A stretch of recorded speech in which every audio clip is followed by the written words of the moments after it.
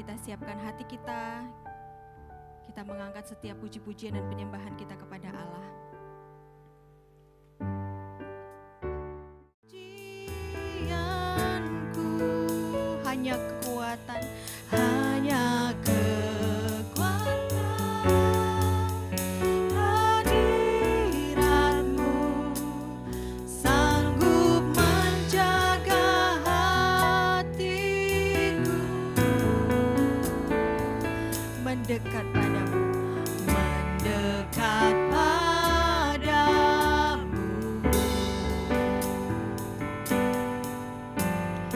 Ku mau sentuh hatimu, biar ku melihat, biar ku melihat kemuliaan yang Kau sediakan bagiku.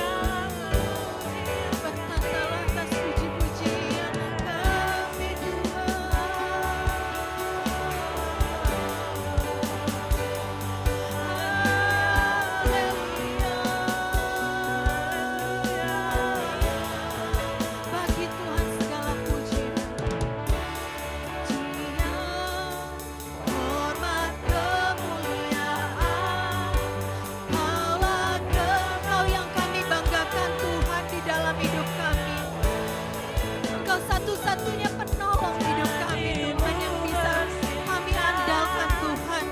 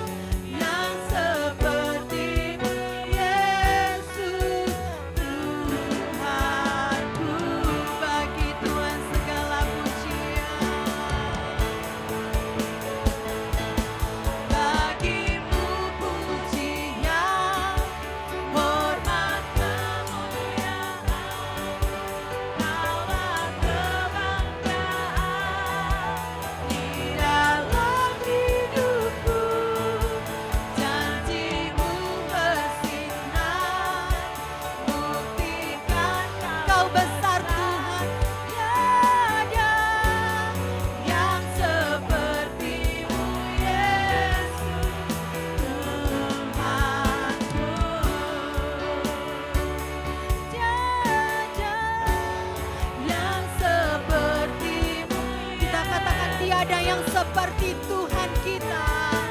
Haleluya, yang seperti-Mu. Dengan iman kita katakan tiada yang seperti Yesus. Yang seperti-Mu Yesus, Tuhanku. Haleluya Tuhan Yesus. Haleluya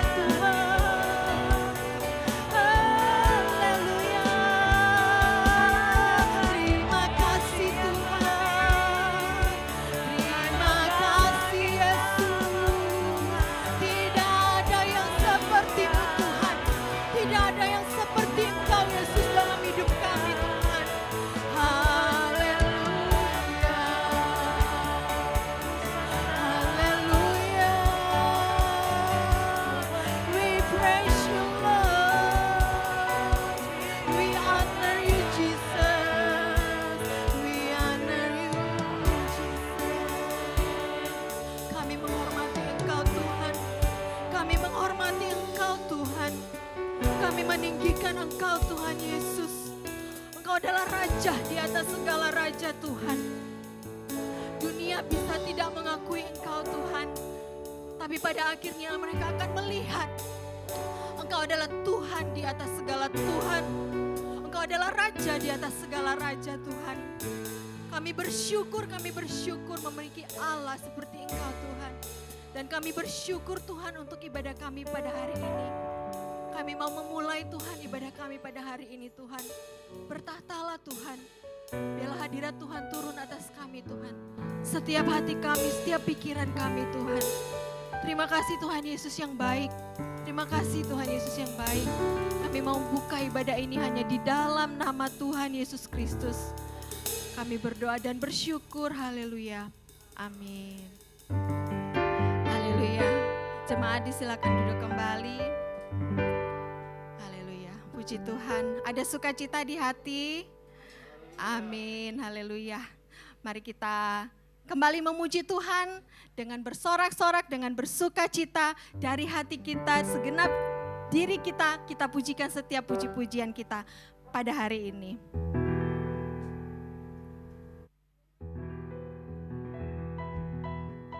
Haleluya.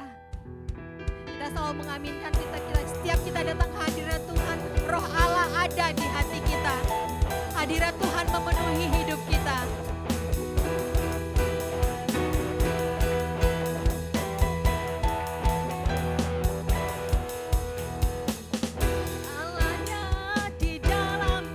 Ku kan menari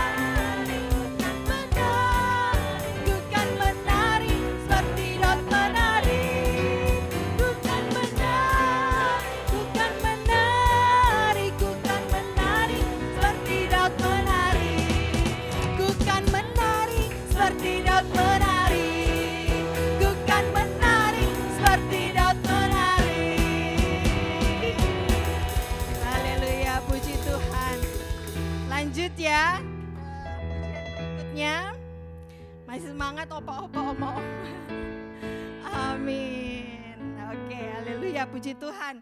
Raja mulia. Kita pujikan pujian Raja mulia. Tuhan adalah yang termulia di dalam hidup kita.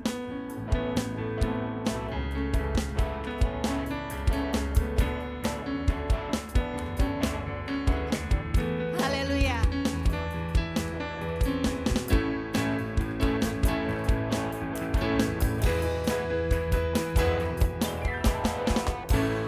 Raja mulia, Allah pemenang, Allah pemenang, berkuasa selamanya. Segala ciptaan, kita aminkan segala ciptaan sujud menyembah. Sujud menyembah bagi yang mulia, berkuasa, berkuasa selamanya. Kaulah Tuhan, kaulah Raja, surga bumi menyembah, sorak-sorai kemenangan bagi Raja mulia, kemuliaan bagi Allah yang berkuasa selamanya.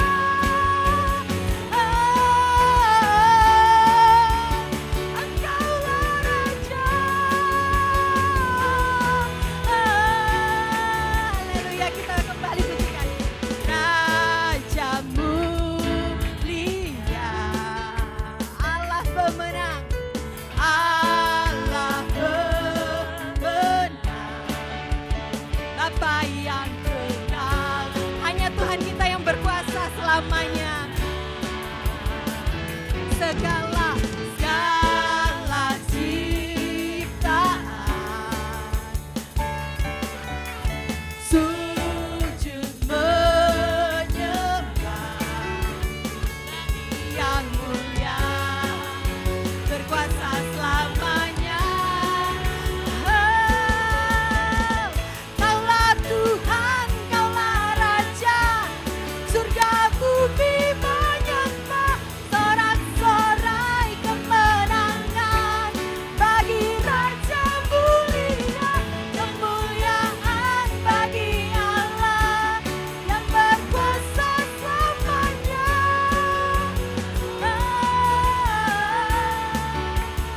Engkaulah Raja, Tuhan, kaulah Raja, surga bumi menyembah, sorak-sorai kemenangan bagi Raja mulia, kemuliaan bagi Allah yang berkuasa selamanya.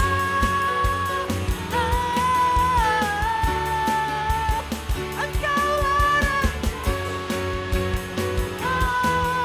Yesuslah Raja, Yesuslah Raja. Kita katakan dan kita aminkan, Yesuslah Raja.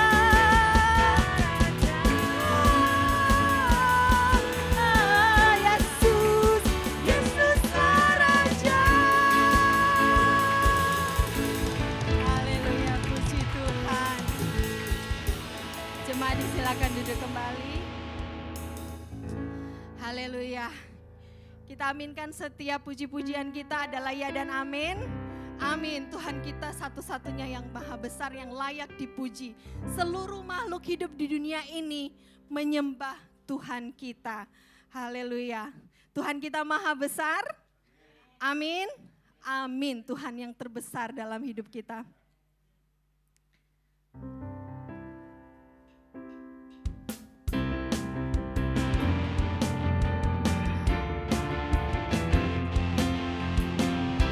Haleluya. Tuhan kita maha besar.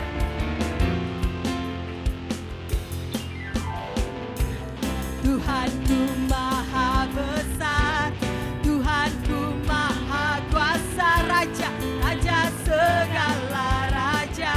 Dia takkan tergoyahkan, Dia takkan tergoyahkan, Dia takkan terkalahkan.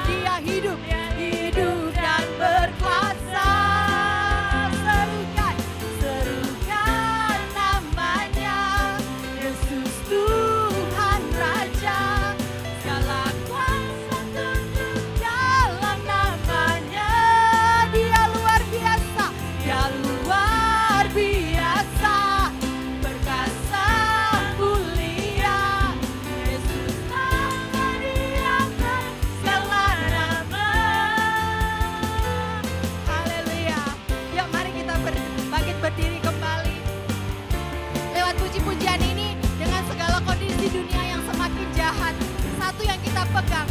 Kuasa apapun di dunia ini tidak akan lebih besar dari kuasa Tuhan kita. Tuhanku maha besar, Tuhanku, amin. Tuhan yang lebih berkuasa, sangat berkuasa, lebih dari kuasa apapun di dunia ini. Dia takkan tergoyahkan, Yesus takkan terkalahkan. Dia hidup dan berkuasa. Kita serukan nama Tuhan, serukan namanya, Yesus Tuhan Raja. Segala kuasa tunduk dalam nama Yesus. Dia luar biasa, perkasa mulia, Yesus nama di atas segala nama. Serukan namanya, Yesus Tuhan, Tuhan Raja. Segala kuasa tunduk dalam nama Yesus. Yesus, Dia luar biasa, perkasa mulia, Yesus nama di atas segala nama. Katakan Yesus nama, Yesus nama di atas segala nama, Yesus nama di atas segala nama, nama di atas segala nama. Sekali lagi, Yesus nama di atas segala nama. Haleluya, puji Tuhan. Haleluya.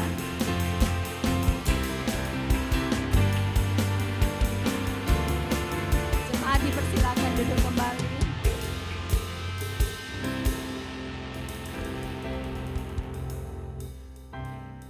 Puji Tuhan. Sekarang mari kita siapkan pemberian yang terbaik kita untuk rumah Tuhan, untuk pelayanan Tuhan di tempat ini. Haleluya. Serukan namanya, Yesus Tuhan Raja. Segala kuasa tunduk dalam namanya. Dia luar biasa, perkasa mulia, Yesus nama di atas segala nama.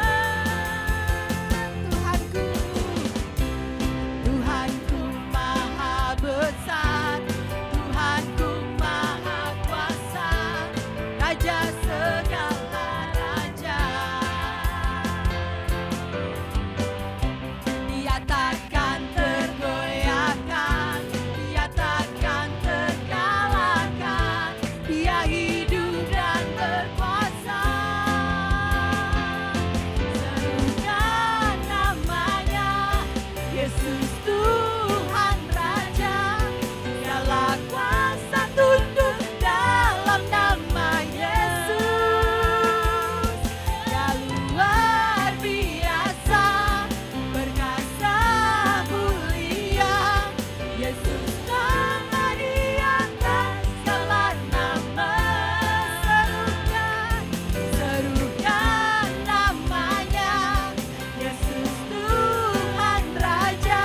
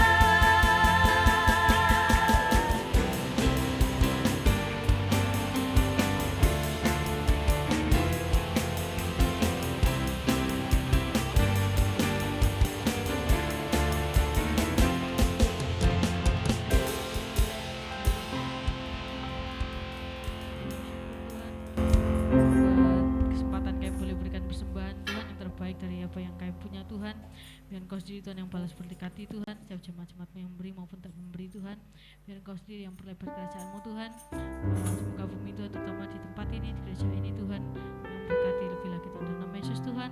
Kami sudah berdoa dan mengucap syukur, haleluya, amin. Kita tetap dalam hadirat Tuhan.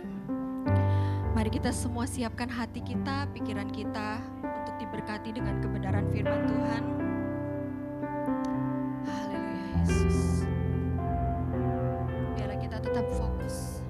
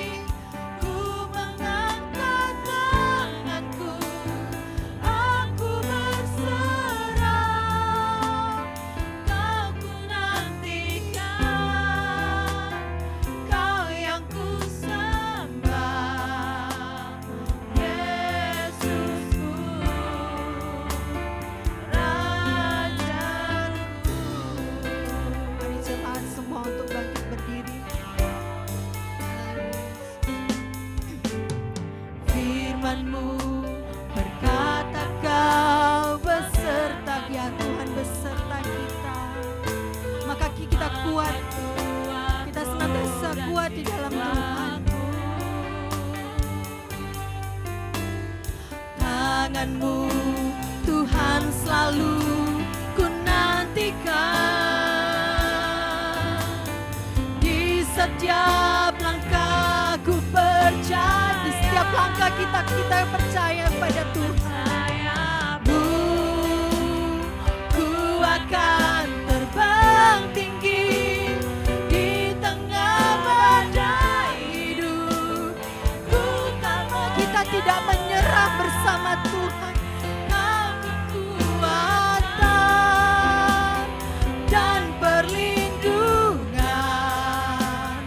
bagiku, pertolonganku di tempat maha tinggi. Mengangkat tangan kita berserah kepada kekuatan Tuhan. Haleluya Yesus, haleluya Yesus. Dan Engkau yang ku sembah, Yesusku, Rajaku. Haleluya Yesus, haleluya.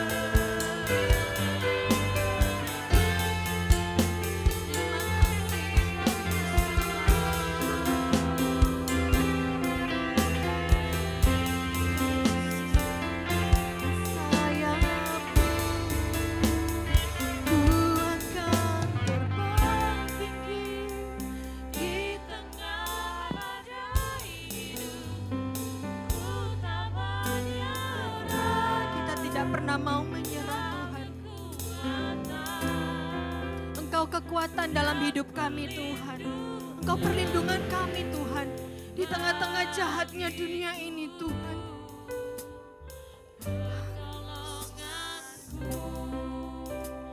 Di tempat maha tinggi kami mengangkat tangan kami Tuhan. Kami berserah hanya kepada Engkau Tuhan.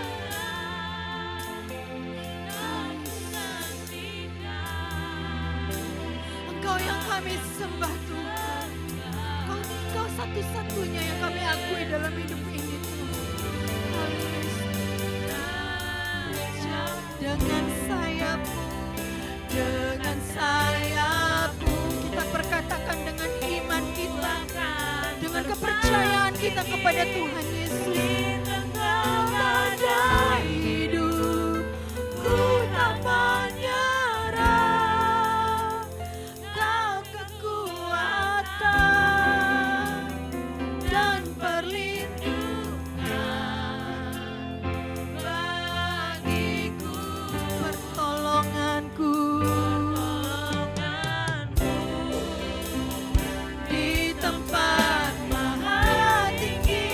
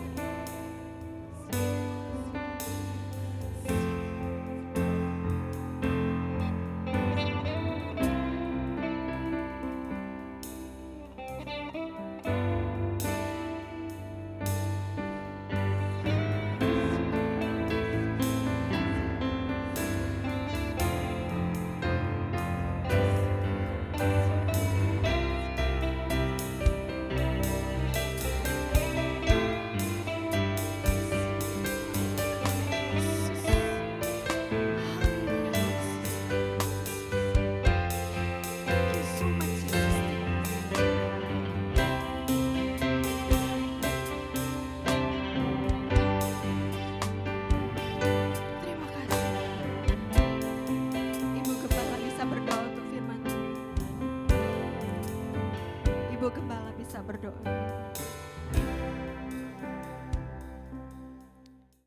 Haleluya. Tuhan, Engkau yang kami sembah, puji, agungkan, muliakan pagi ini. Haleluya, haleluya, haleluya. Mari ambil waktu sejenak, angkat kedua belah tangan saudara. Bersyukur kepada Tuhan. Naikkan pujian penyembahan sepenuhnya, seutuhnya kepada Tuhan Yesus Kristus. Haleluya, haleluya, haleluya, haleluya.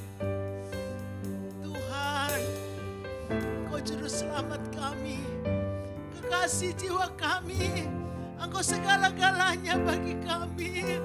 Tidak ada sebanding dengan Engkau.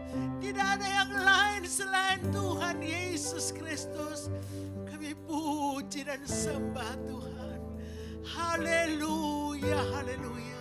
Kami bersyukur kepada Tuhan. Terima kasih Tuhan sudah pelihara, berkati kami sampai saat ini. Terima kasih Tuhan, kami lalui setiap perjalanan hidup kami bersama Engkau. Dikala kami dalam persoalan, Engkau tolong kami secara ajaib. Dikala kami sakit, Engkau sembuhkan kami.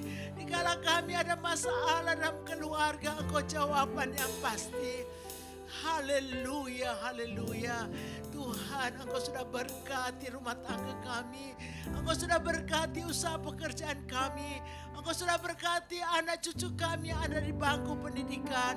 Terima kasih untuk semuanya Tuhan. Terima kasih. Terima setiap pujian, sembah, ucapan syukur kami. Tuhan, terima setiap korban persembahan kami. Terima kasih Tuhan. Sempurnakan apa yang sudah kami buat pada awal sampai pertengahan ibadah ini, supaya naik menjadi persembahan yang kudus, harum dan berkenan kepada Tuhan. Saat tiba, berkatilah kami dan sabda Tuhan. Pakai hamba-Mu menjadi saluran berkat untuk kami semua. Urapi kami semua dan Roh Kudus-Mu. Tuhan, kami mendapat berkat dari firman Allah. Kami sambut firman Tuhan di dalam nama Tuhan Yesus Kristus. Haleluya. Amin. Silakan saudara duduk kembali. Puji Tuhan. Tiba saatnya kita akan dengar firman Allah. Saya persilakan untuk Bapak Stephen Kurniawan untuk melayani firman Tuhan. Haleluya. Shalom Bapak Ibu semuanya. Haleluya. Oh, haleluya. Puji Tuhan ya. Semangat, tetap semangat Bapak Ibu. Meskipun tidak kerasa kurang dari 40 hari lagi ke depan ini kita menginjak tahun 2024. Betul ya, kurang dari 40 hari lagi ya, 2024. Apa yang sudah kita capai, apa yang sudah kita dapat sepanjang 2023 ini? Apa kira-kira sudah mulai berhitung? Apa yang sudah dapat atau yang sudah kita raih sepanjang 2023 ini? Kalau belum, nanti hitung satu persatu di rumah ya. Sepanjang 2023 ini apa yang kita dapatkan, apa yang sudah kita capai. Ya. Terus apa kejadian-kejadian apa yang sepanjang 2023 ini mengagetkan kita? Ya. Apa saja? Yang paling dekat adalah perang Israel Palestina. Ya. Tiba-tiba diserang Sabtu, Minggu perang, ya. Lagi-lagi anak-anak tidur, baca-baca, bangun-bangun, baca berita perang. Siapa yang menduga? Ya. Kemudian di akhir-akhir tahun nanti ini, akhir bulan ini sudah mulai masa-masa kampanye. Berarti sudah mulai masa-masa pemilu sampai 2024. Akhir 2024. Kenapa? September 2024 ada pilkada. Februari ada pilpres. Artinya akan semakin banyak berita-berita yang aneh-aneh. Ya. Semakin banyak hoax yang muncul yang akan kita terima melalui WhatsApp group. Waduh, ini apalagi WhatsApp group keluarga besar ya, di mana di situ ada sepupu, ada tante-tante, ada om-om kita. Itu biasanya berita-berita hoax itu ada. Minimal seminggu sekali itu ada berita hoax di WA group keluarga ya. Apalagi nanti ini berita menjelang pemilu dan lain sebagainya, berita-berita akan semakin banyak. Nah, saran saya sebelum sharing-sharing berita-berita seperti itu, dicek lagi betul apa enggak, ya. Kasihan kalau enggak betul kemudian dipercaya sebagai berita yang betul, itu kan kita menyesatkan orang, ya. Nah, ini hanya intermezzo Bapak Ibu ya. Ini hanya intermezzo sebentar. Nah, artinya kita harus siapkan diri kita untuk mendengar berita-berita yang enggak karuan. Artinya apa Bapak Ibu? Saat ini kita mau siapkan hati kita untuk mendengarkan firman Tuhan. Amin. Amin. Haleluya. Nah, pagi ini kita akan belajar tentang dua peristiwa. Saya berikan tema firman Tuhan. Saya jarang sekali ngasih tema pada firman Tuhan yang saya sharingkan tentang pergi dan bertahan. Ada dua peristiwa, ada dua tokoh Alkitab yang akan saya bahas. Biasanya saya bahas satu perikop atau beberapa ayat saya bahas di situ. Nah, pagi ini saya akan bahas dua peristiwa. Ya, dua peristiwa. Yang pertama, kita akan baca di dalam 1 Raja-Raja 17 ayat pertama sampai ayat yang ke-6. 1 Raja-Raja 17 ayat pertama sampai ayat yang ke-6. Kita baca bersama-sama Bapak Ibu ya. Sudah ada di monitor. Kita baca bersama-sama 1 Raja-Raja 17 ayat pertama. Perikopnya berjudul Elia di tepi sungai Kerit. Kita baca bersama-sama 2, 3.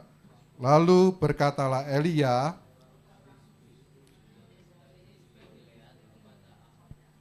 demi Tuhan yang hidup, Allah Israel yang kulayani, sesungguhnya tidak akan ada embun atau hujan pada tahun-tahun ini, kecuali kalau ku katakan. Kemudian datanglah firman Tuhan kepadanya, pergilah dari sini, berjalanlah ke timur, dan bersembunyilah di tepi sungai Kerit di sebelah timur sungai Yordan. Engkau dapat minum dari sungai itu, dan burung-burung gagak telah kuperintahkan untuk memberi engkau makan di sana.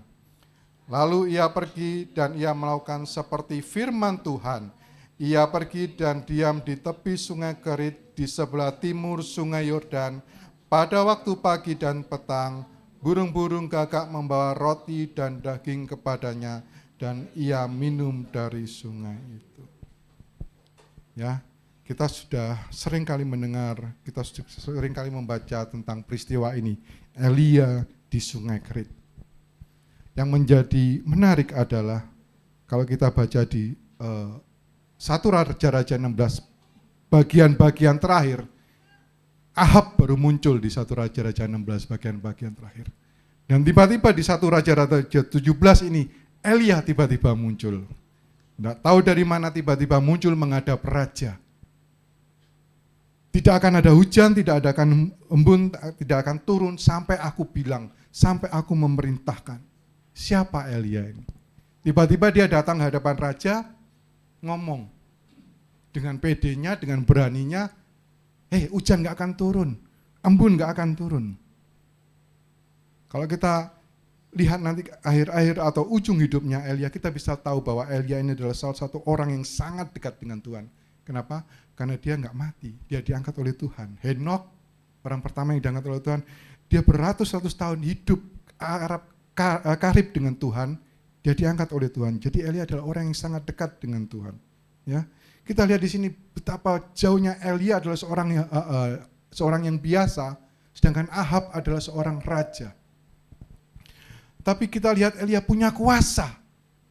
Elia punya sesuatu yang dari Tuhan, ada firman Tuhan yang Tuhan berikan dalam kehidupan Elia. Sedangkan Ahab, kalau bahasa zaman sekarangnya Ahab ini orang yang kosong, raja yang kosong. Dia hanya punya kedudukan dan pangkat. Tetapi ketika Elia berkata enggak ada hujan turun, benar-benar enggak ada hujan. Enggak ada embun turun, benar-benar embun pun tidak turun. Saya kadang berpikir, seandainya saya yang jadi Elia, saya mikir kalau saya ngomong seperti itu, perintah Tuhan saya ngomong ke Ahab seperti itu, enggak ada hujan, enggak ada embun, lah terus saya minum apa? Ya kan? Ini terjadi di seluruh bangsa Israel, enggak ada hujan, enggak ada embun, terus saya minum apa? Tapi kita lihat di sini bahwa Elia itu sangat dekat dengan Tuhan. Sehingga ketika dia disuruh Tuhan, diperintahkan Tuhan, dia manut, dia nurut sama Tuhan. Ya. Nah, kita juga lihat setelah dia pulang nih ketemu sama Ahab, sudah ngomong, dia pulang, dia pergi. Kemudian Allah berfirman, dikatakan, Allah berfirman, pergilah ke sungai Kerit. Ini kalau kita baca perikop ini ada sesuatu yang unik gitu ya. Elia pertama kali keluar di sini, sungai Kerit pun kita perlu pertama kali dengar di sini. Bahkan saking nggak populernya, Tuhan itu sampai menjelaskan loh. Bersembunyilah ke sungai Kerit di sebelah timur sungai Yordan. Saking nggak populernya sungai Kerit. Pergi, berjalanlah ke timur. Bukan di sungai Yordan, tapi di sebelah timurnya lagi sungai Yordan. Ya. Nah, di sini ada perintah Tuhan kepada Elia. Pergi ke sungai Kerit, bersembunyilah di sana ada minuman, dan di sana aku perintahkan gagak untuk memberi engkau makan. Ada perintah-perintah Tuhan yang Tuhan berikan dalam kehidupan kita, untuk secara global atau secara umum, atau masing-masing pribadi lepas pribadi mendapatkan perintah yang khusus dari Tuhan. Bahkan perintah-perintah itu mungkin perintah yang nggak populer, perintah yang lucu, mungkin yang aneh, yang nggak masuk akal. Kenapa? Orang lagi kelaparan, tentunya setelah tidak ada hujan, akan ada kelaparan, akan ada kekeringan. Tuhan ngomong ke Elia, bersembunyi di sungai Kerit. Logikanya kita sebagai manusia bukan bersembunyi, tapi mencari sumber-sumber makanan, sumber-sumber air minum, supaya kita bisa bertahan hidup. Tapi Tuhan berkata, pergi ke sungai Kerit, bersembunyilah. Karena di sana ada air minum, di sana ada makanan. Pernah enggak kita mendengarkan firman Tuhan atas sesuatu yang kadang kita enggak sadari, mungkin orang lain berkata, dan itu terulang-ulang dalam hidup kita. Seharian itu kita bisa mendengar 2-3 hari, seminggu itu kita bisa mendengar mungkin lebih dari 10 kali. Mungkin perkataan yang sama, mengasihi. Enggak harus lewat firman Tuhan, mungkin dari orang. Kasihan, mengasihi. Bisa jadi itu adalah perintah Tuhan, supaya kita lebih mengasihi lagi. Saya tidak tahu apa perintah yang khusus Tuhan berikan dalam kehidupan Bapak, Ibu, Saudara. Pada saya pribadi juga Tuhan pasti berikan perintah yang berbeda-beda. Perintah yang bahkan mungkin, perintah apa sih ini kok aneh gitu ya. Tapi kalau kita lihat, kita sebenarnya firman Tuhan tentang apa? Tentang janji Tuhan yang manis-manis, ya kan? Janji Tuhan tentang masa depan yang berkelimpahan. Tapi kalau kita lihat di firman Tuhan pagi hari ini, di perintah Tuhan, di ujung perintah Tuhan, ada berkat Tuhan. Di ujung perintah Tuhan, ada pemeliharaan Tuhan. Itu adalah haknya Tuhan, itu adalah kewajiban Tuhan. Kewajiban kita adalah menuruti perintah Tuhan. Mau enggak kita menuruti perintah Tuhan, jangan hanya cuma meminta pemeliharaan Tuhan, berkat Tuhan, tapi kita enggak mau menuruti perintah Tuhan. Kalau kita lihat di dalam ayat itu dikatakan ya, engkau dapat minum dari sungai itu. Artinya Elia punya kebebasan untuk memilih. Dia bisa enggak minum dari sungai itu. Engkau dapat minum dari sungai itu. Ya, ayat 4 tadi. Dan burung-burung gagak telah kuperintahkan untuk memberi makan engkau di sana. Tuhan enggak berkata, bersembunyilah, aku akan memberikan kau makan dan minum. Enggak seperti itu Tuhan berkata.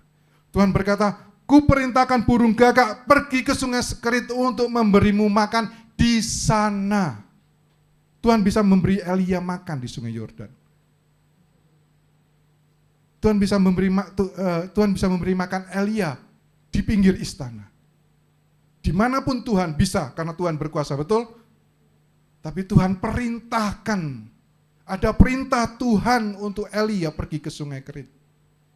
Adalah pilihan bagi Elia apakah dia mau menjalankan perintah Tuhan atau tidak. Adalah pilihan bagi kita untuk menjalankan perintah Tuhan atau tidak.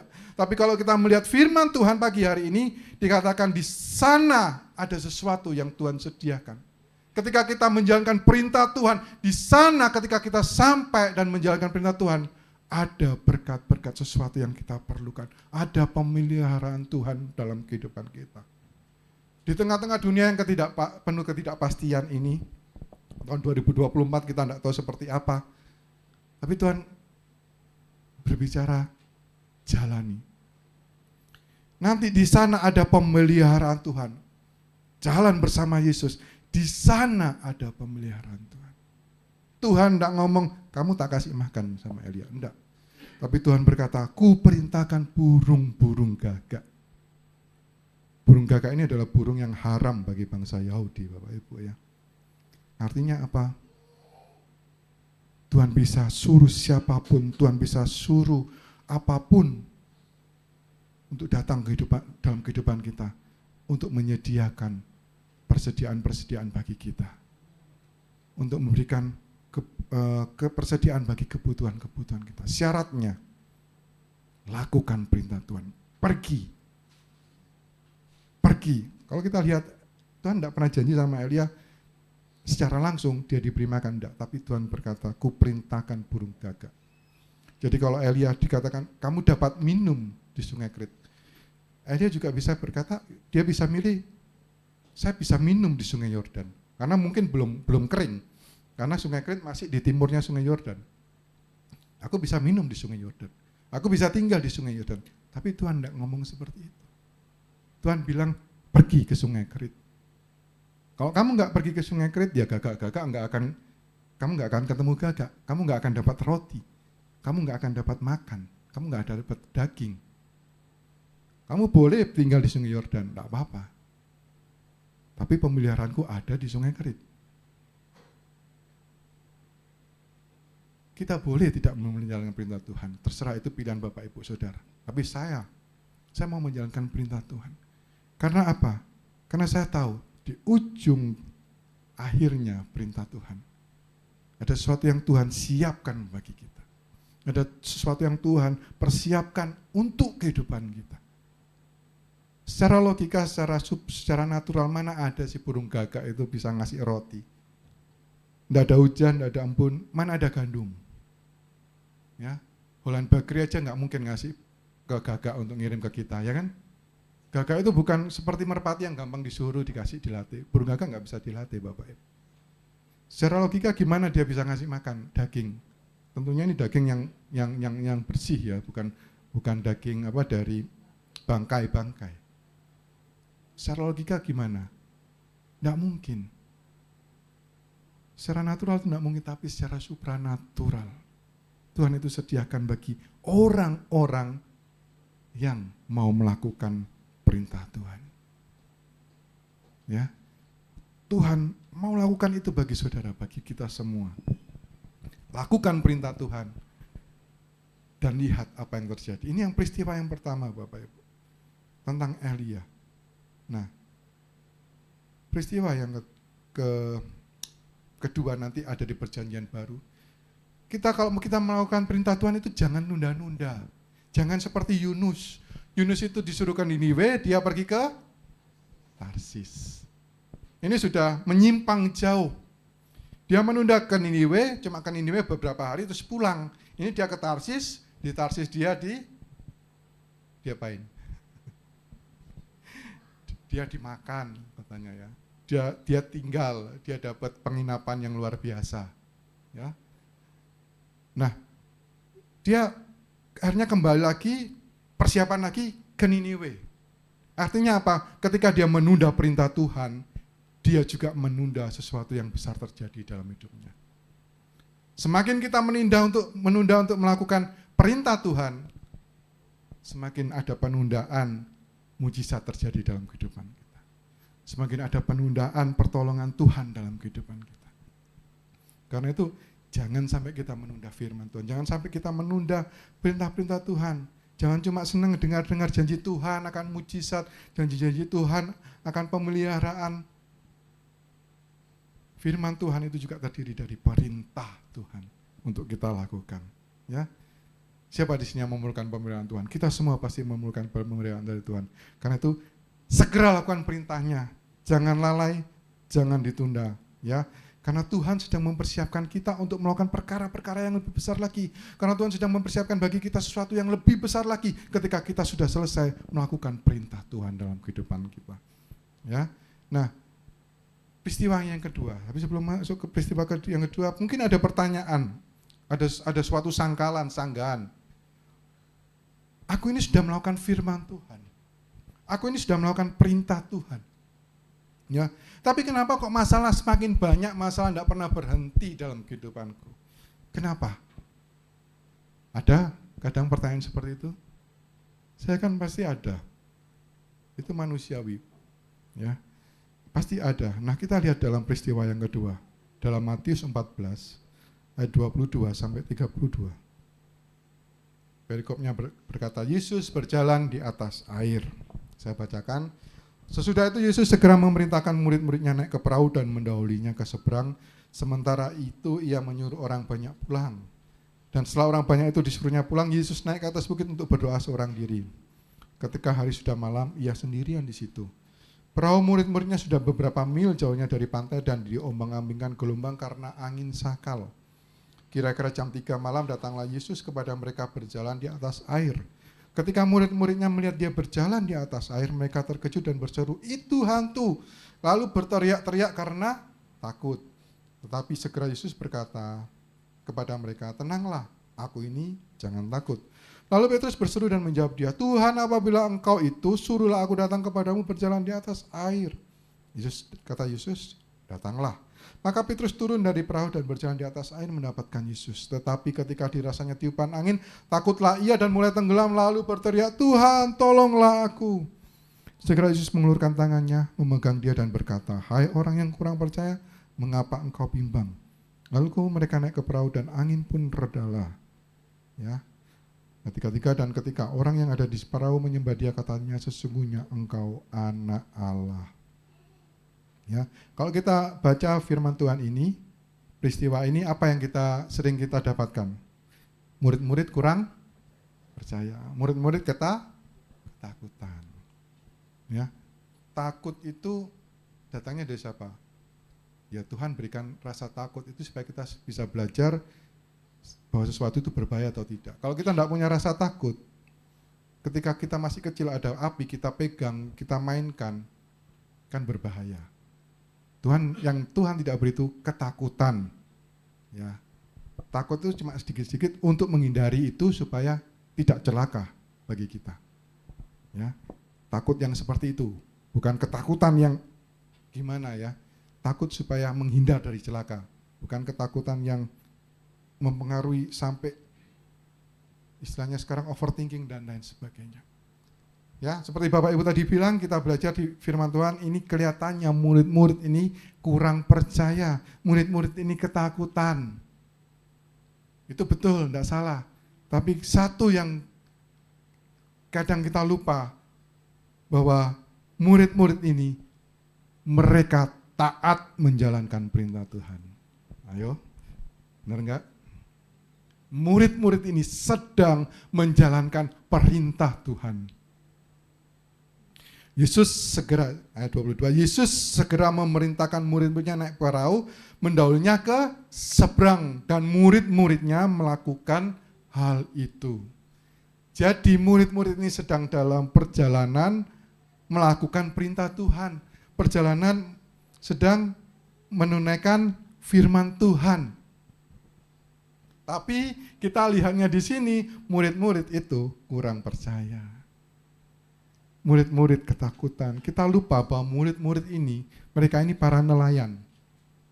Mereka ini para nelayan. Dan sampai ayat yang ke-25 dikatakan, ayat 24, perahu murid-murid itu sudah beberapa mil jauhnya dari pantai dan diombang-ambingkan gelombang karena angin sakal.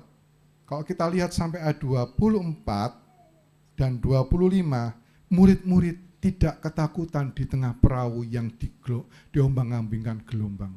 Mereka nyantai. Mungkin di dalam perahu itu mereka lagi asik ngobrol, ngomongin, barusan guru kita, rabi kita memberi makan 5.000 orang. Ya, karena ini peristiwa ini, sebelumnya itu Yesus memberi makan 5.000 orang. Mereka mungkin sedang berkata-kata, rotinya tadi enak. Ya, rotinya tadi enak, ikannya apalagi enak. Ya, kita sepanjang kita, ini ngomongan imajinasi aja ya. Sepanjang kita jadi nelayan tidak pernah ketemu ikan yang enak seperti itu. Jadi mereka lagi dalam keadaan sukacita, karena ini mereka barusan melihat sendiri bagaimana mujizat itu terjadi. Ya, bahkan mereka mendapat jatah masing-masing 1 bakul. Karena 12 bakul dikumpulkan ya tentunya buat murid-murid. Nah, mereka lagi asik ngobrol-ngobrol, seneng-seneng. Jadi angin, gelombang, nggak takut mereka. Karena mereka adalah nelayan atau keturunan nelayan. Mereka bisa hidup di tepi pantai. Mereka tahu seperti apa gelombang, seperti apa itu angin sakal. Nah, ayat 26. Ketika murid-muridnya melihat dia berjalan di atas air, mereka terkejut dan berseru, "Itu hantu!" Lalu berteriak-teriak karena takut. Gak lucu ya, kalau kita lihat itu film-film yang di mana, yang di tentang Tuhan Yesus itu agak aneh bagi saya. Kenapa kulit-kulit mereka itu kurang hitam? Karena apa? Orang nelayan pasti hitam-hitam, bener gak? Ya toh? Nah, Bapak Ibu, saya pernah, kalau yang pernah ke rumah saya tahu ya, itu yang di Banyuwangi, yang di Srono itu, rumah kami itu, gereja itu dikelilingi dengan tembok sekitar 2 meter lebih. Nah, di seberang jalan itu ada pohon asem yang tinggi sekali. Jadi meskipun di tembok saya masih bisa lihat tuh batang-batangnya, ranting-rantingnya. Ketika saya SMA, malam-malam jam 11 itu ya, saya keluar. Saya lihat di pohon asem itu. Ya. Ini sendirian malam-malam gelap, saya lihat di pohon asem itu ada putih-putih, Bapak Ibu. Putih-putih dan goyang-goyang panjang gitu. Saya pikir pertama layangan atau sesuatu. Tapi panjang, nggak mungkin kalau layangan. Ya, goyang-goyang gitu ya. Saya jalan, ini antara setengah takut, setengah kepingin tahu ya kan. Saya jalan pelan, saya lihat ini pelan. Saya jalan pelan, itu seolah-olah itu melihat sama saya tambah goyangnya tambah keras sekali. Saya pelan, datang pelan. Tiba-tiba ada dengar suara ketawa, hahaha. Ya, kaget saya, kaget sampai lompat gini, tambah ketawanya tambah keras. Yang ketawa papa saya ya. Bu pikir apa itu katanya. Itu loh orang, saya lihat lagi sadar. Oh iya orang. Ya, kenapa malam-malam pas sepi? Karena dia goyang-goyang itu supaya asemnya jatuh ke bawah terus dikumpulin. Kalau siang kan asam jatuh dilindas sama kendaraan. Itu malam-malam. Nah ini memang orangnya lagi iseng ya.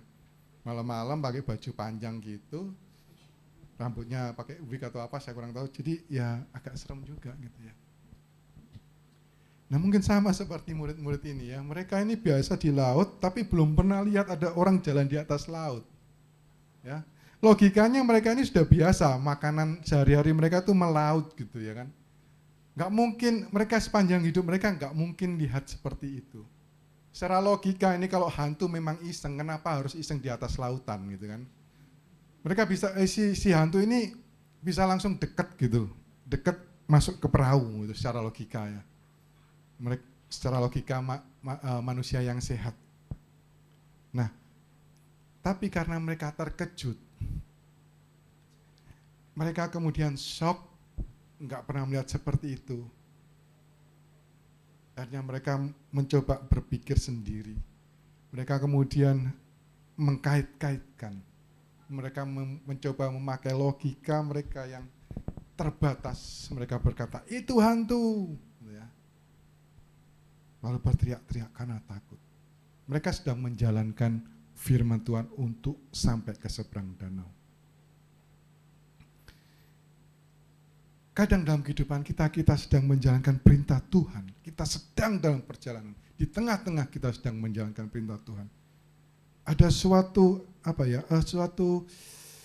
pengalian yang tanpa kita sadari. Kita kadang memakai logika kita, mungkin enggak ya kalau saya lakukan perintah Tuhan ini? Bisa enggak ya saya lakukan perintah Tuhan ini? Ini seolah-olah sesuatu yang enggak mungkin gitu loh. Masa diperintahkan ke sungai Kerit, sungai yang enggak tahu di mana. Terus di situ ada berkat Tuhan. Masa saya harus suruh mengasihi orang yang membenci saya, yang sudah menganiaya saya? Masa saya harus melepaskan keterikatan, ketergantungan, kecanduan saya? Enggak bisa. Ini sudah tahunan, sudah puluhan tahun. Kalau nggak melakukan itu saya gelisah. Nggak mungkin saya harus memberi apa yang harus saya berikan. Uang aja untuk makan besok sudah nggak ada. Tapi itu perintah Tuhan yang spesial khusus bagi kita. Pribadi lepas pribadi. Ketika kita pakai logika kita, ketakutan itu pasti muncul. Nggak mungkin, nggak bisa. Mustahil, itu hantu. Mustahil. Itu bukan Tuhan. Kalau kita melakukan firman Tuhan, dan di tengah-tengah itu kemudian ada logika yang mengganggu iman kita, apa yang Tuhan lakukan? Bukan kita lakukan loh ya. Kalau kita lihat di situ, murid-murid cuma bisa, hantu. Kalau di kartun mungkin tabrakan gitu ya, dalam perahu gitu ya. Nah, tapi di sini kita punya Tuhan yang sangat luar biasa. Tuhan mengerti murid-murid ini sedang dalam menjalankan perintahnya. Tuhan yang bertindak. Bukan kita. Jangan salah, bukan kita. Tuhan yang bertindak. Tapi kadang kita, karena logika kita yang sangat kuat, kita nggak tahu kalau itu Tuhan yang bertindak. Bahwa itu adalah tindakan Tuhan. Ayat 27 dikatakan, tetapi segera Yesus berkata kepada mereka, tenanglah aku ini, jangan takut. Chill man, gua ini ya. Bahasa anak-anak muda sekarang, chill. Ya, ini gua, jangan takut man. Ya. Tuhan berkata, segera Tuhan berkata, tenanglah. Ya, aku ini, don't be afraid. Ojo wedi, jangan takut. Ya, ketika logika kita mulai berperang dengan iman kita, logika kita berusaha mengalahkan iman kita, segera datang kepada Tuhan. Segera cari hadirat Tuhan. Segera kembali cari firman Tuhan. Kenapa? Di situ kita akan mendapatkan kelegaan kembali. Kita akan mendapatkan kekuatan baru. Kita akan mendapatkan keberanian yang luar biasa. Yang Tuhan sudah sediakan bagi kita. Jadi Tuhan tidak cuma asal ngasih perintah. Di dalam perintahnya, Tuhan kasih pemeliharaan. Ini rahasianya Tuhan. Tuhan kasih penyertaan. Di dalam perintah Tuhan yang kadang mustahil, kasih, mengasihi, memberi, melepaskan, mengampuni. Kadang itu susah bagi kita secara daging. Tapi rahasianya dikatakan, tenanglah, jangan takut. Ada aku, kata Yesus. Di tengah-tengah perintah Tuhan yang kadang di luar akal manusia kita, Tuhan tetap menyertai. Ya, kita lihat perubahannya. Ya, zaman sekarang ngomongnya plot twist-nya seperti apa. Ayat 28. Lalu Petrus berseru dan menjawab dia, Tuhan, ini yang tadi ketakutan ya, bilang hantu, Tuhan, apabila engkau itu, suruhlah aku datang kepadamu berjalan di atas air. Segera ketika kita datang kepada Tuhan, kita datang ke hadirat Tuhan, kita mau mendengarkan firman Tuhan itu kembali, ada kekuatan keberanian yang luar biasa, mengalahkan logika kita. Tadi mereka bermain logika itu hantu. Sekarang Petrus berkata, ajak aku datang berjalan di atas air, di luar logika. Artinya apa? Tuhan memberikan kekuatan dan keberanian, Tuhan membalikan semua ketakutan itu menjadi kekuatan dalam kehidupan kita, menjadi keberanian dalam kehidupan kita. Asal kita melakukan perintah Tuhan, asal kita mau datang kepada Tuhan, mencari hadirat Tuhan. Tuhan, apabila itu engkau ya Tuhan, suruhlah aku Petrus datang kepadamu berjalan di atas air. Ya, setelah ketakutan timbul keberanian dari Petrus ini. Terus Yesus ngomong apa? Datanglah. Maka Petrus turun dari perahu dan berjalan di atas air mendapatkan Yesus. Lihat, ini adalah perintah Tuhan di dalam perintah Tuhan. Ya, tadi suruh ke seberang danau. Setelah itu Yesus berkata, tenang, ini aku. Ini ada perintah Tuhan secara pribadi kepada Petrus. Karena Petrus ingin berjalan di atas air. Karena Bapak Ibu inginkan sesuatu dalam kehidupan kita. Mungkin ada perintah-perintah Tuhan yang secara khusus datang dalam kehidupan kita. Bukan kepada semua murid Yesus berkata datanglah, tapi hanya kepada Petrus Yesus berkata datanglah. Datanglah. Meskipun kalau saya yakin kalau bukan hanya Petrus di situ yang turun, mungkin Yohanes turun, mereka juga bisa berjalan di atas air. Ya. Tapi karena ini untuk Petrus, datanglah, maka cuma Petrus yang turun dari perahu dan berjalan di atas air mendapatkan Yesus. Kalau kita pelajarin Bapak Ibu firman Tuhan ini, Petrus dia nggak takut ketika ada gelombang, betul ya? Dia cuma syok, dia cuma terkejut ketika melihat Tuhan datang, Yesus datang, dia berjalan di atas air. Dari situ ia tidak takut sama sekali. Dia nggak takut sama gelombang, dia nggak takut diombang-ambingkan oleh badai. Tapi di situ dikatakan ayat 30, takutlah ia dan mulai bertenggelam lalu berteriak, Tuhan tolonglah aku. Kapan timbul ketakutan Petrus? Apakah di saat dia melihat angin ribut, angin sakal? Apakah ketika saat perahu itu diombang-ambingkan oleh gelombang? Enggak, bukan saat dia melihat. Ayat 30 dikatakan, ayat 30 coba ditampilkan. Tetapi ketika dirasanya tiupan angin, bukan ketika dia melihat gelombang yang sangat tinggi, bukan ketika dia melihat angin ribut, tapi ketika dia merasakan tiupan angin. Normal nggak sih tiupan angin itu? Normal loh.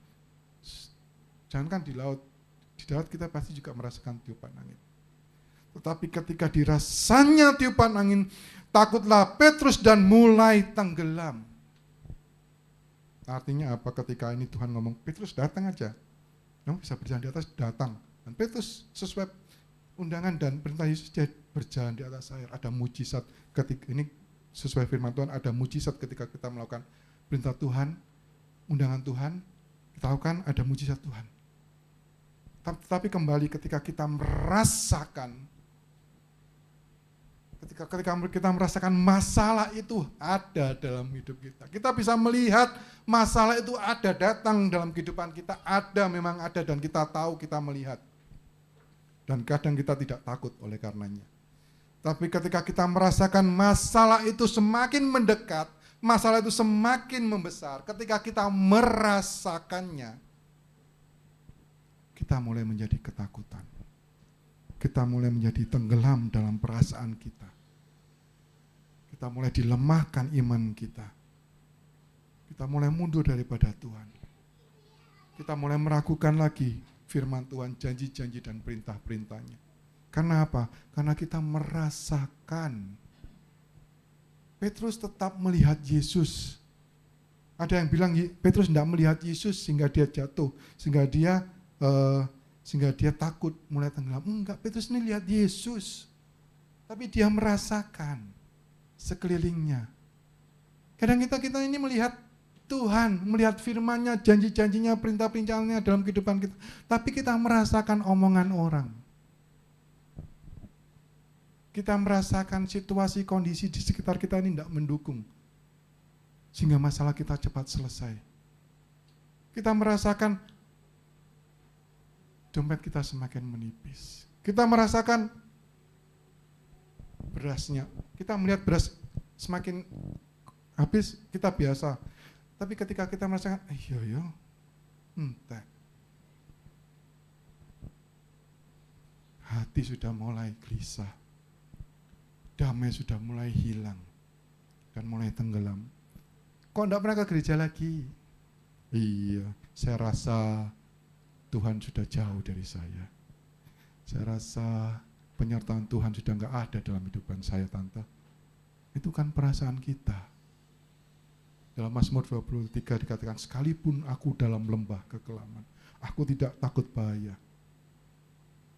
Cukup sampai itu? Enggak. Sebab gadamu dan tongkatmu itulah yang menghibur aku.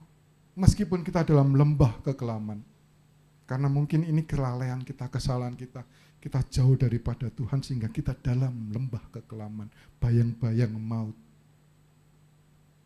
Tuhan, mata Tuhan tidak pernah berhenti mengawasi kita. gada dan tongkat Tuhan tidak pernah berhenti menjaga kita supaya musuh-musuh kita, orang-orang yang iri, yang gak suka sama kita, gak mengambil keuntungan dalam kehidupan kita ketika kita jatuh.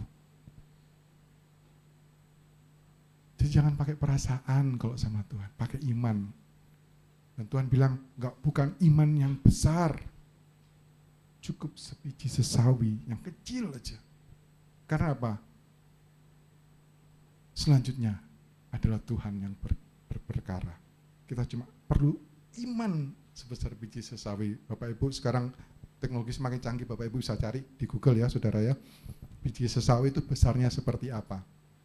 Ya cuma seperti itu yang Tuhan inginkan. Ya. Nah, sekali lagi, ketika masa-masa kita mau kayak perasaan, kita mulai tenggelam, kita mulai merasa Tuhan jauh, ketakutan, apa yang harus kita lakukan? Tuhan tolong aku. Petrus pasti tangannya ngangkat dong. Tuhan tolong aku. Petrus ini bukan orang yang gak bisa berenang harusnya, karena dia seorang nelayan, dia tahu bagaimana caranya berenang. Ya, beda dengan saya ini gak bisa berenang. Karena saya waktu kecil saya trauma Bapak Ibu ya. Jadi di sekolah saya itu di samping sekolah kami ya, saya sama Aling ini satu sekolahan di SD. Di samping itu ada sungai. Saya pernah cerita, nah itu kami bermain apa istilahnya kalau di tempat ini mungkin mainnya benteng-bentengan, lari mengejar musuh teman gitu. Nah di tembok itu, di pagar itu tembok ada pintu, pintunya terbuka, nah di balik pintu itu ada sungai. Saking semangatnya saya ngejar teman, remnya blong, jegur saya di sungai dengan kepala duluan, gini, blek gini ya. Pulang trauma saya, tenggelam. Nah itu SD kelas 3 atau 4. Kelas 6 saya bermain dengan teman-teman saya, diajak bermain di sungai, jebur ternyata sungainya dalam, takut lagi. SMA sama juga, olahraganya renang, enggak tahu motivasi guru olahraga itu untuk mengajak renang anak-anak cowok sih ya wajar ya, enggak tahu guru-gurunya ngajak renang anak-anak cewek ini motivasinya apa, diprotes sama teman-teman. Nah itu saya tenggelam lagi juga, karena saya pikir ini saya akan lumayan tinggi, saya pikir, langsung tenggelam. Nggak ada itu namanya tenggelam itu langsung masuk blus. Nggak ada tenggelam itu masih bisa ngomong, tolong. Nggak bisa langsung hilang kepala, masuk blus ini, coba keluar lagi, nggak sempat ngomong, bener ya. Coba nanti yang mau renang coba langsung masuk, gini ya, pelan-pelan, meskipun pelan-pelan langsung masuk badannya. Nggak mungkin masih bisa ngomong. Nah kalau kita lihat di sini, Petrus mulai tenggelam, ia berteriak, Tuhan tolonglah aku. Kapan Petrus bisa ngomong, Tuhan tolonglah aku? Karena secara teori, begitu menginjakan ini, dalam keadaan panik, tidak bisa ngomong Bapak Ibu. Tapi Petrus bisa ngomong, Tuhan tolonglah aku. Artinya apa? Ini enggak serta-merta tenggelam dia Petrus. Dia tenggelamnya bisa jadi cuma ada delay sebentar sehingga dia bisa berteriak, Tuhan tolonglah aku. Ada delay sebentar ketika Petrus masih ada mujizat Tuhan yang terjadi. Bahkan ketika kita sedang dalam proses mau tenggelam. Ya. Tuhan tolonglah aku. Dikatakan sekali lagi, segera Yesus mengulurkan tangannya. Lagi-lagi Yesus segera dan berkata, hai orang yang kurang percaya, mengapa engkau bimbang? Ya. Hai orang yang kurang percaya, mengapa engkau bimbang? Lalu mereka naik ke perahu dan angin pun redalah. Bapak Ibu, saudara yang terkasih, ketika kita sedang melakukan perintah Tuhan, ketika kita sedang dalam tengah-tengah perjalanan melakukan perintah Tuhan, akan ada banyak hal-hal yang akan kita temui yang aneh-aneh, yang mungkin itu menghalangi kita untuk melakukan perintah Tuhan. Sama seperti Adam dan Hawa ketika Tuhan memerintahkan mereka untuk tidak makan buah dari pohon-pohon yang ada di tengah taman. Si iblis melalui ular itu mencoba memutarbalikkan dengan mempermainkan pikiran mereka. Sama seperti kita ketika kita melakukan perintah Tuhan. Bisa jadi ada sesuatu yang menghalangi kita. Tapi seperti tema firman Tuhan pagi hari ini berkata, pergi dan bertahan. Artinya tetap bertahan melakukan perintah Tuhan. Apapun yang terjadi. Karena di ujung perintah Tuhan, di ujung ketika kita bisa bertahan, di sana ada pemeliharaan Tuhan. Di sana Tuhan sedang mempersiapkan kita untuk menerima sesuatu yang lebih besar lagi. Tuhan mempersiapkan kita menjadi pribadi yang lebih hebat lagi.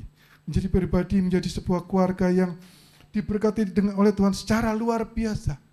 Di balik perintah Tuhan, Tuhan sedang mempersiapkan pemulihan kehidupan kita. Jadi pergi, tetap bertahan melakukan perintah Tuhan. Tetap bertahan untuk menunggu Tuhan bekerja. Jangan pakai logika, jangan pakai perasaan kita. Karena itu akan menenggelamkan kita. Karena itu akan menjauhkan kita dari Tuhan. Tapi tetap pergi, lakukan firman Tuhan dan bertahan. Firman Tuhan tidak saya panjangkan, Bapak Ibu. Hanya dekat Engkau saja kami beroleh ketenangan, Tuhan. Ketenangan yang kami dapat ketika kami melakukan perintah-perintah-Mu, Bapa. Karena kami tahu Tuhan, di balik perintah-Mu, kami beroleh sesuatu yang besar. Di balik perintah-Mu Tuhan, ada penyertaan-Mu yang sempurna dalam kehidupan kami. Ada kalanya kami tidak mengerti tentang perintah-perintah-Mu dalam kehidupan kami. Ada kalanya mungkin mustahil bagi kami untuk melakukan. Tetapi kami mau tetap bertahan melakukan perintah-Mu Tuhan. Karena kami tahu ada maksud dan tujuan Tuhan yang indah ketika kami melakukan perintah-perintah Tuhan. Tuhan ingin memulihkan kehidupan kami. Tuhan ingin memutarbalikkan kondisi kami dari yang minus menjadi plus. Tuhan ingin melenyapkan segala sakit penyakit. Tuhan ingin melenyapkan segala pikiran-pikiran yang negatif dalam kehidupan kita. Tuhan, ini kami. Bentuk kami sesuai firman-Mu dengan tetap menjalankan, melakukan kehendak-Mu dalam kehidupan kami. Roh Kudus bimbing kami tiap langkah kami, tiap pikiran kami, perkataan kami. Supaya apapun yang kami perbuat itu mencerminkan Yesus dalam kehidupan kami. Itu mencerminkan keberadaan Roh Kudus dalam kehidupan kami.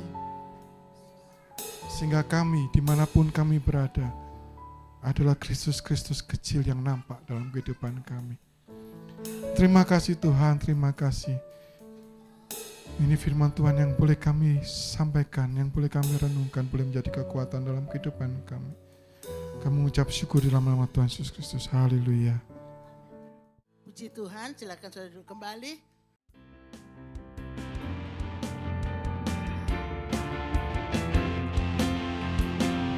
Haleluya. Tuhan kita maha besar.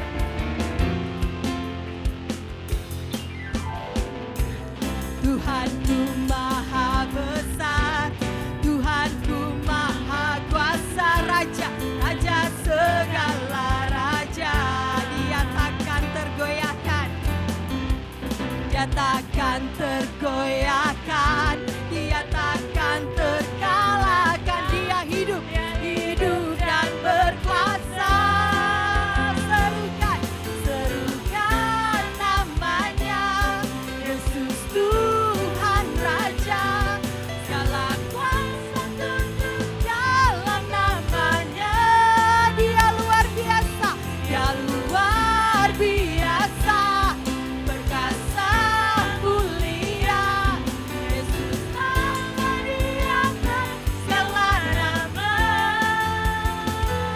Haleluya. Yuk mari kita bangkit berdiri kembali.